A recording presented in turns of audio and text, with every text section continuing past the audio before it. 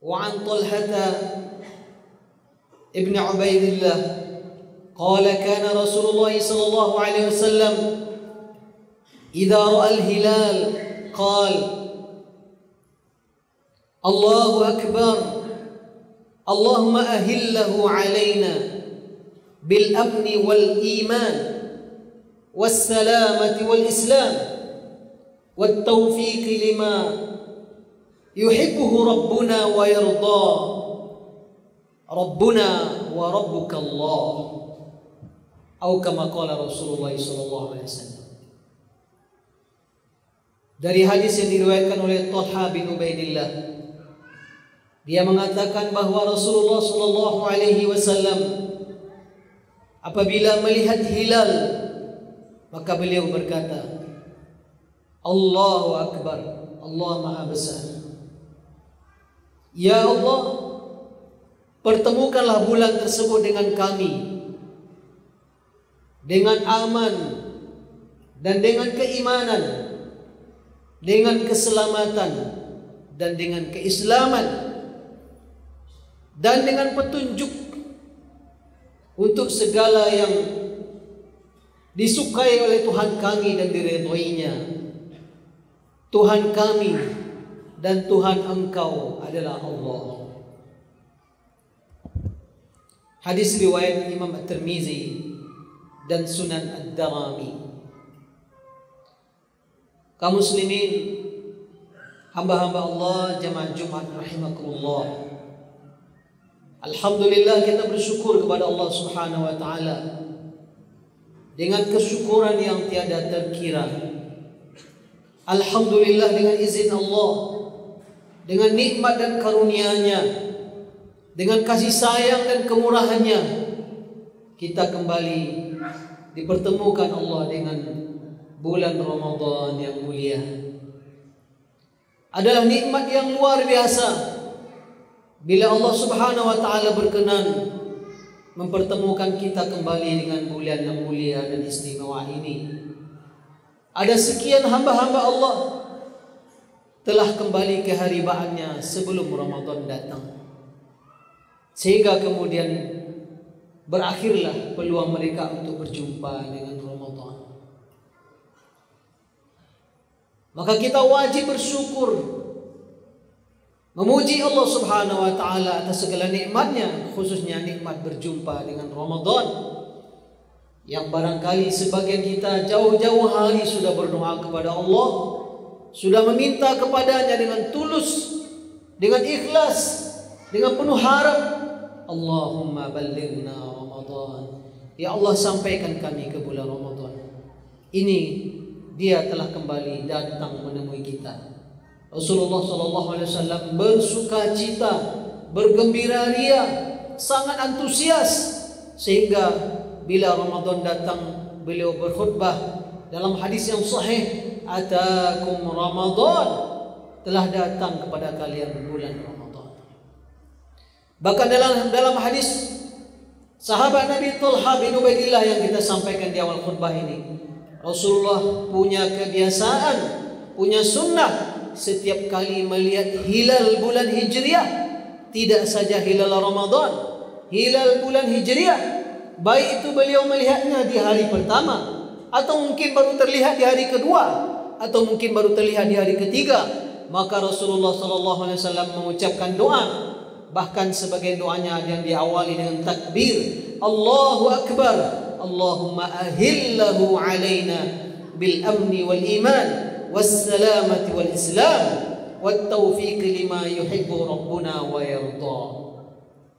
Ya Allah, pertemukanlah bulan tersebut dengan kami dalam keadaan aman, aman dari segala mara bahaya, aman dari segala rasa takut dan gangguan.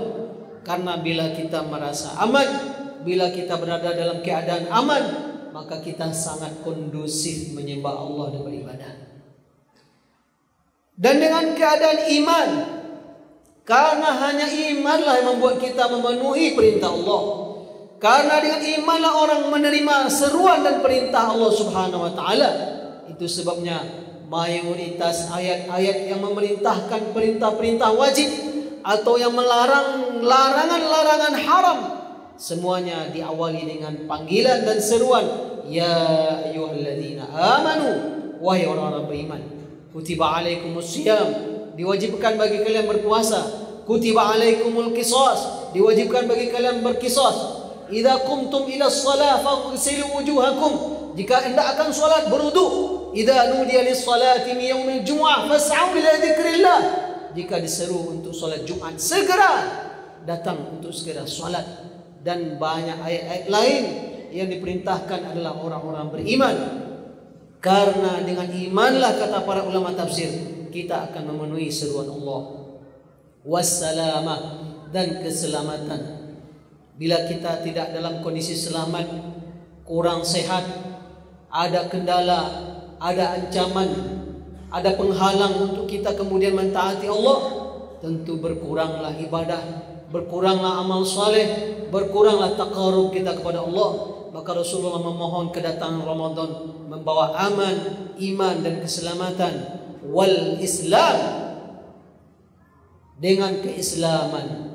Karena apapun kebaikan, apapun amal saleh, apapun yang kita lakukan tidak akan pernah bernilai ibadah kecuali ketika seseorang berstatus Islam.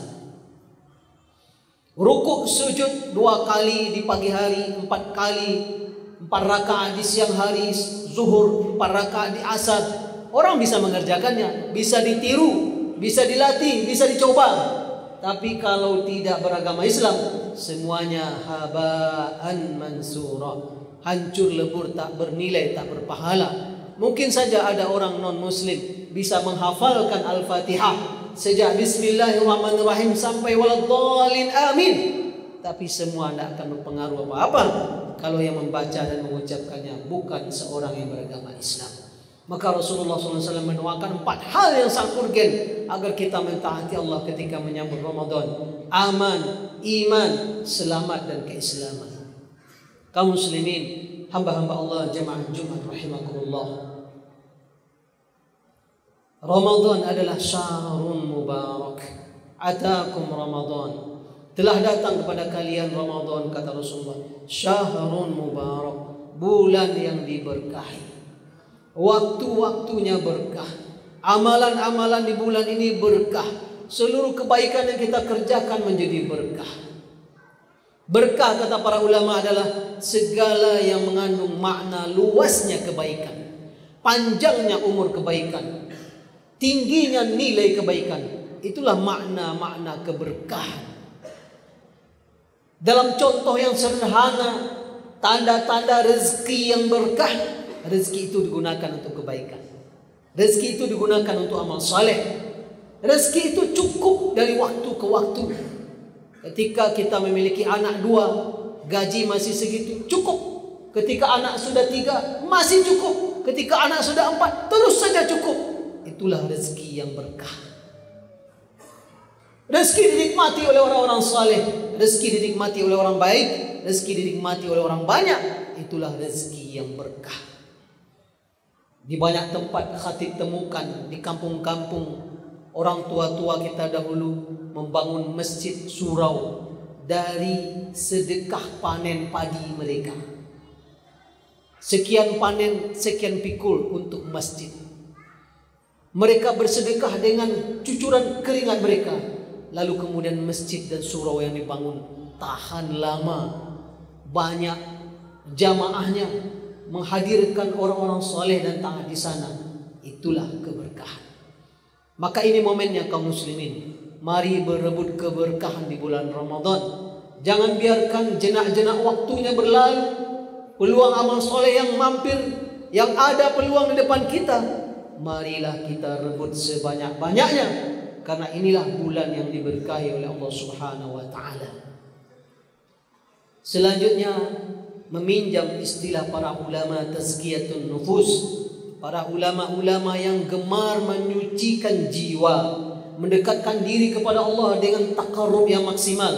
Ramadan adalah peluang untuk takhalli dan tahalli.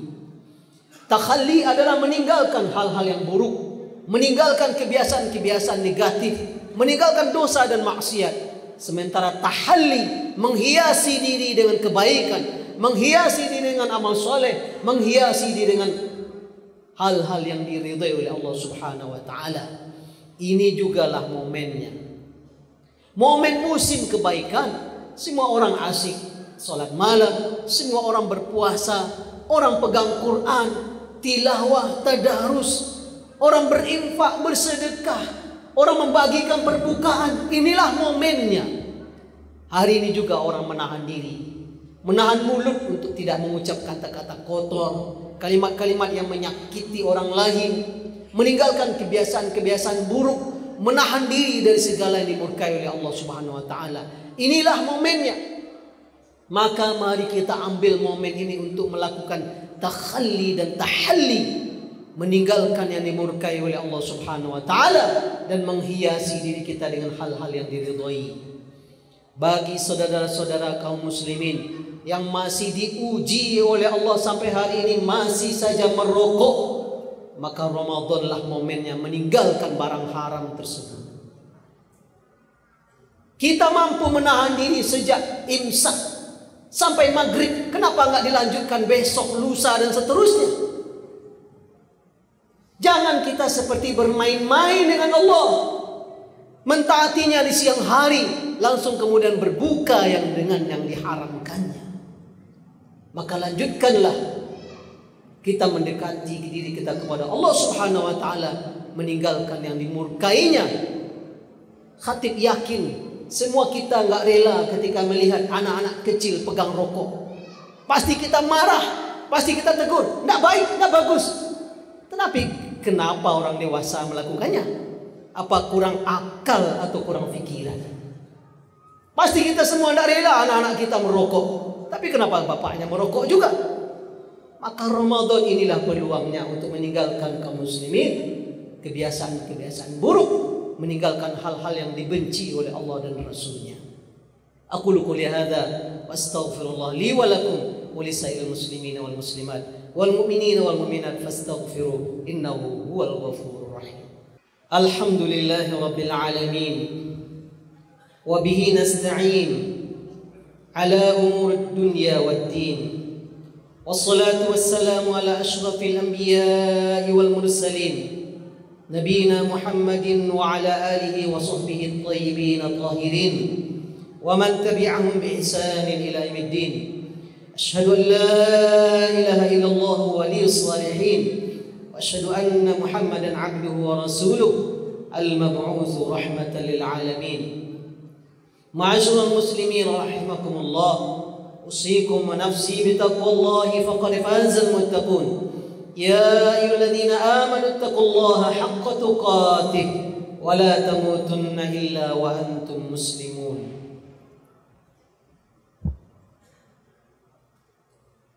Ketika Rasulullah SAW naik ke atas mimbar, menaiki tangga-tangga mimbar beliau sallallahu alaihi wasallam, dan tangga mimbar Rasulullah ada 3 tangga. Ketika itu beliau mengucapkan amin, amin, amin sampai 3 kali.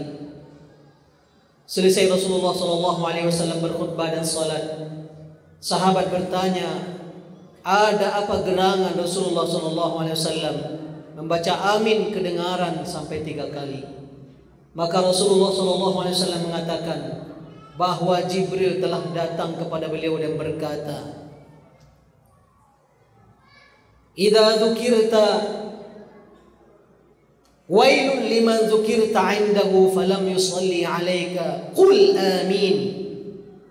Kata malaikat Jibril, celakalah orang yang disebutkan namamu wahai Muhammad sallallahu alaihi wasallam di dekatnya lalu dia tidak berselawat, katakan amin. Maka Rasulullah mengatakan amin.